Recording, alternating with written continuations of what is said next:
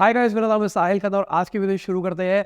सबसे पहली न्यूज़ है टाटा टेक्नोलॉजीज की। तो भाई टाटा टेक्नोलॉजीज का आईपीओ आ गया है और बहुत ही बम्पर ओपनिंग हुई है। अगर हम बात करके चले 1200 रुपए के ऊपर लिस्ट हुआ है, 500 रुपए का प्राइस रखा गया था। बहुत बड़ी लिस्टिंग हो गई है, 140% ऊपर।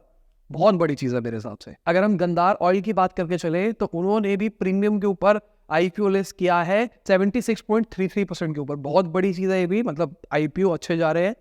क्या आपको आईपीओ मिल पाया या फिर नहीं मिल पाया, नीचे कमेंट के अंदर बताना। अगर हम बायजूस की बात करके चले तो भाई बैंड बज रहा है क्योंकि उनको पैसों की जरूरत पड़ रही है। तो अभी के टाइम पे बायजूस को $130 मिलियन चाहिए अपने बिजनेस को चलाने के लिए। ये बहुत बड़ा अमाउंट है अगर देखा जाए तो। बायजूस की वैल्यूएशन $22 बिलियन से $3 बिलियन पे आ गई थी। बाकी मुझे लगता है जस्टिफाइड नहीं था $3 बिलियन ना।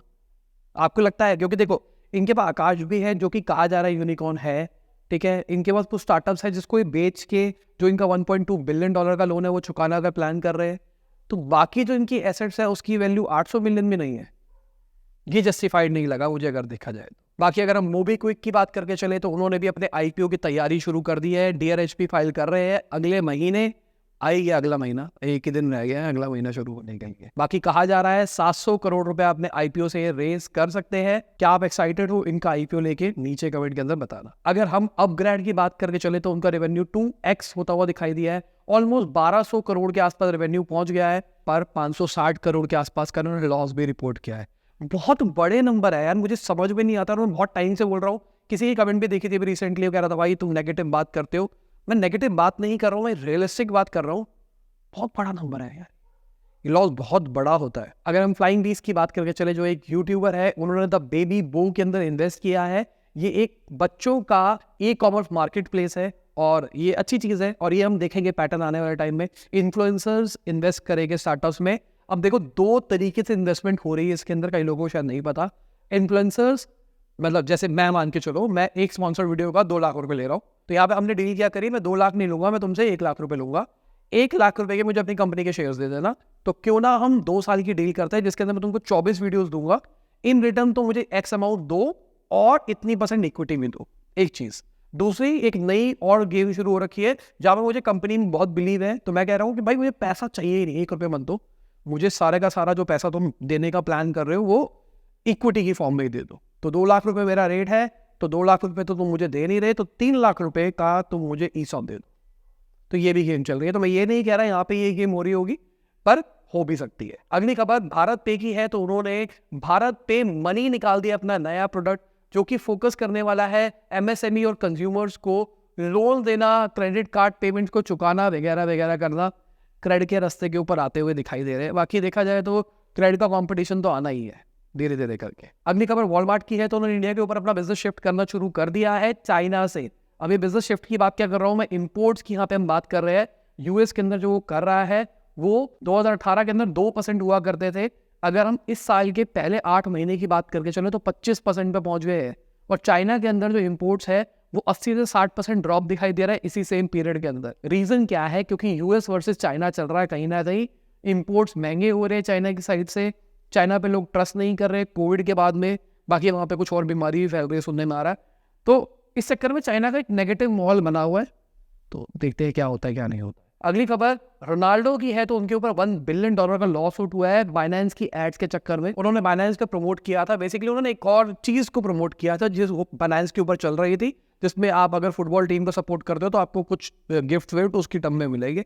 पर जो लोग हैं उनका कहना है कि भाई बाइनेंस की मार्केटिंग हुई है, बाइनेंस की मार्केटिंग के चक्कर में उनको लॉस हुआ है, एक्शन लिया जाना चाहिए। ठीक है, देखते हैं क्या होता है क्या नहीं होता। अगली खबर एक फैक्ट है। तो भाई इंडिया के अंदर 58 घर बिके हैं जो 40 करोड़ से ऊपर के थे और 4 घर बिके हैं जो 200 करोड़ से ऊपर के थे इस साल के अंदर। बाकी ये पक्के के, कच्चे के शायद रिकॉर्ड नहीं होते हैं। ये जिनको नहीं पता बता देता हूँ। अगर आप प्रॉपर्टी लेने के लिए जाते हो तो कुछ पैसा आपको ऑन बुक्स दिखाना पड़ता है, कुछ आपको कैश देना पड़ता है। बहुत बुरा हाल है मार्केट के अंदर। अब देना चाहो तो अकाउंट में दे दो लेने का बंदा, पर वो कई लोग मना करते हैं कि भाई नहीं हमको कैश ही चाहिए, कैश ही चाहिए। इस चक्कर में बहुत चैलेंजेस आते हैं। तो मतलब आप एक्चुअली में 2 करोड़ की प्रॉपर्टी खरीद रहे हो, पर वो ऑन बुक्स आपने 1 करोड़ की खरीदी है, कई जगहों पे 1.5 करोड़ की खरीदी है। अगली खबर अमेजोन की है। तो उन्होंने अपना क्यू नाम का प्रोडक्ट निकाल दिया है जो एक एआई असिस्टेंट होने वाला है। मतलब ये कंज्यूमर ग्रेड वाला चैटबॉट टाइप्स नहीं है चैट जीपीटी की तरह। ये स्पेसिफिकली बिजनेसेस के लिए रहेगा, जहाँ पर उनके डॉक्यूमेंट समराइज वगैरह करने की बात करेंगे। और ये खाली एक मॉडल के ऊपर काम नहीं कर रहा, ये मल्टीपल मॉडल्स को जोड़ के एक मॉडल बना के काम कर रहे हैं, जो कि एक अच्छा वे फॉरवर्ड है मेरे हिसाब से। बाकी एआई की अगर बात करके चले तो एआई वाले चैनल के ऊपर वीडियो आ गई है, जहाँ पे मैंने मम्मी के साथ प्रैंक किया था। बहुत मस्त है, मतलब मज़ा आएगा तुमको देखने में। थोड़ा फन तरीके से एजुकेशनल हमने किया है। अगर पसंद आए तो नीचे कमेंट में जरूर बताना। अगली खबर गौतम अडानी की है। टॉप 20 लोगों की लिस्ट में पहुंच गए हैं बिलियनियर्स की गौतम अडानी, क्योंकि अभी रिसेंटली उनके शेयर प्राइसेस बढ़ते हुए दिखाई दिए हैं, उसी का पूरा पूरा असर दिखाई दे रहा है। बढ़िया चीज़ है। तो जब अच्छे दिन आ रहे होते हैं तो भाई सब इतना तेजी से चलता है। जैसे अभी अच्छी खबर निकल के आई, सुप्रीम कोर्ट ने कहा कि भाई अडानी ग्रुप के ऊपर तो मीडिया की बातें मत सुनो, जो फैक्ट्स है उसी को उजागर किया जाए। उसके बाद से रैली दिखाई दे रही है अडानी के शेयर्स के अंदर। अगली खबर नारायण मूर्ति की है। तो उन्होंने बोला कुछ भी चीज़ फ्री में नहीं देनी चाहिए। जब मैंने टाइटल पढ़ा तो मुझे ऐसा लगा हाँ भाई यूट्यूब वीडियो फ्री नहीं देना चाहिए, लाइक करो और सब्सक्राइब करो, ठीक है। अब मैंने बोला नहीं बहुत टाइम से, इस चक्कर में मैं देख रहा हूँ लोग लाइक भी नहीं करते, सब्सक्राइब भी नहीं करते।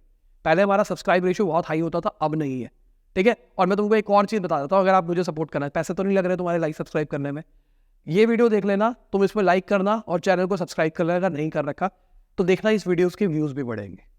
तो आप कुछ मत करो, कई लोग शेयर नहीं करना चाहते वीडियो, लाइक कर दो, नीचे कमेंट कर दो, कुछ भी, ठीक है। एंगेजमेंट बढ़ा दो, तुम देखना वीडियो बेहतर बढ़ती हुई दिखाई देगी।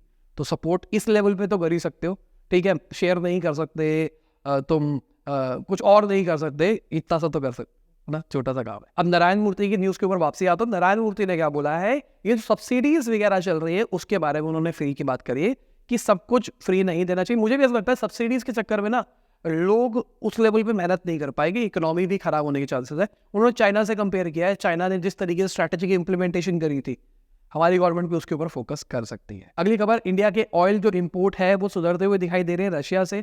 बीच में अभी लगा था कि भाई नहीं बढ़ रहे, सपोर्ट नहीं हो रहा है, पर अभी झटके में हमको बढ़ते हुए दिखाई दे रहे हैं। एक अच्छी चीज़ है क्योंकि हमको सस्ते में मिल रहे हैं, इसलिए अच्छी चीज़ है। बाकी अगर मार्केट की बात करके चले, मार्केट पॉजिटिव में रही है, रिलेटिवली फ्लैट रही है, पर मार्केट बहुत हाई चल रही है, ऑल टाइम हाई छू रही है। तो बहुत अच्छी चीज़ है अगर देखा जाए मार्केट पॉइंट ऑफ व्यू से।